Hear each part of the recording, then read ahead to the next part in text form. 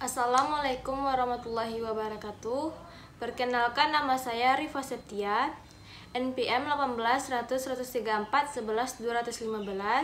Di sini saya akan mempresentasikan hasil observasi saya dari tugas mata kuliah Manajemen Pendidikan dan Kepemimpinan yang berjudul Kemampuan Komunikasi Intern dan Kepemimpinan Kepala Sekolah terhadap Kinerja Guru di Sekolah Dasar Negeri 20 Kayumanang, yang dosen pengampunya Ibu Sukmaneti MSI. Baiklah, langsung masuk kepada presentasi saya, yaitu pengertian komunikasi intern. Dilihat dari ruang lingkupnya, komunikasi yang terjadi dalam organisasi sekolah terbagi atas komunikasi intern dan komunikasi ekstern. Komunikasi intern merupakan komunikasi antar personel yang ada di sekolah. Komunikasi intern yang baik akan memberikan kemudahan dan keringanan dalam melaksanakan pekerjaan sekolah yang merupakan tugas bersama. Komunikasi kepala sekolah adalah proses penyampaian informasi atau pesan kepada guru dan dapat melaksanakan informasi tersebut kepada anak didik. Kepala sekolah sebagai sumber informasi di sekolah sangat dibutuhkan oleh guru-guru agar yang disampaikan dapat terlaksana bagi pengembangan guru itu sendiri dan juga bagi siswa. Tujuan penelitian ini adalah untuk mengetahui komunikasi kepala sekolah yang meliputi profesional guru, disiplin guru, dan tanggung jawab guru dengan menggunakan pendekatan kualitatif dengan metode deskriptif. Teknik pengumpulan data dilakukan melalui pedoman wawancara, pedoman observasi, dan studi dokumentasi. Subjek penelitian ialah Kepala Sekolah SDN 20 Kayumanang. Prinsip komunikasi intern. A. Bersikap terbuka, tidak memaksakan kehendak tapi bertindak sebagai fasilitator yang mendorong suasana demokratis dan kekeluargaan. B. Mendorong guru untuk mau dan mampu mengemukakan pendapatnya dalam memecahkan masalah yang mendorongnya supaya guru dan karyawan mau melaksanakan aktivitas dan beraktivitas. C. Mengembangkan kebiasaan untuk berdiskusi secara terbuka dan mendengarkan pendapat orang lain. D. Mendorong para guru dan pegawai untuk mengambil keputusan yang terbaik dan mentaati keputusan itu.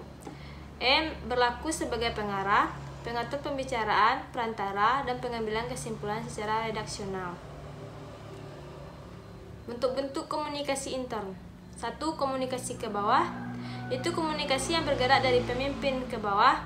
Tiap komunikasi yang mengalir dari pimpinan puncak hingga ke bawah mengikuti hierarki adalah komunikasi ke bawah. Dengan demikian, komunikasi ke bawah adalah komunikasi yang datang dari Kepala Sekolah SDN Negeri 20 Kayumanang, Kabupaten Padang Pariaman, kepada bawahannya atau guru. Tipe-tipe komunikasi ke bawah dapat diklasifikasikan sebagai berikut. A. Instruksi tugas. B. Rasional. C. Informasi. D. Balikan. Komunikasi teratas adalah arus komunikasi yang bergerak dari bawah ke atas. Pesan yang disampaikan antara lain laporan pelaksanaan pekerjaan, keluhan karyawan atau guru, sikap dan perasaan karyawan tentang beberapa hal, pengembangan prosedur dan teknik, informasi tentang produksi dan hasil yang dicapai, dan lain-lain. Jika arus informasi ke atas tidak lancar, maka manajemen tingkat atas atau pimpinan kurang mengetahui dan menyadari secara tepat keadaan organisasi pada umumnya. Komunikasi horizontal.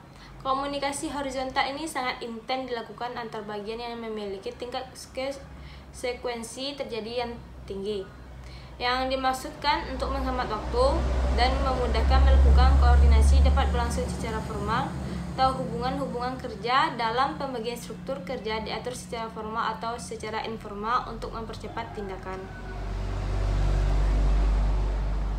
Kepemimpinan kepala sekolah. Kepemimpinan kepala sekolah. Mulyasha mengartikan kepemimpinan sebagai kegiatan untuk mempengaruhi orang lain yang diarahkan terhadap pencapaian tujuan. Kepala sekolah adalah pimpinan tertinggi di sekolah. Pola kepemimpinannya akan sangat berpengaruh, bahkan sangat menentukan kemajuan sekolah. Oleh karena itu, dalam pendidikan modern, kepemimpinan kepala sekolah merupakan jabatan strategis dalam mencapai tujuan pendidikan. Bagaimana kepala sekolah untuk membuat orang lain bekerja untuk mencapai tujuan sekolah. Peran kepemimpinan. A. Menjadi dasar utama efektivitas kepemimpinan bukan pengangkatan atau penunjukan, melainkan penerimaan orang lain terhadap kepemimpinan yang bersangkutan. B.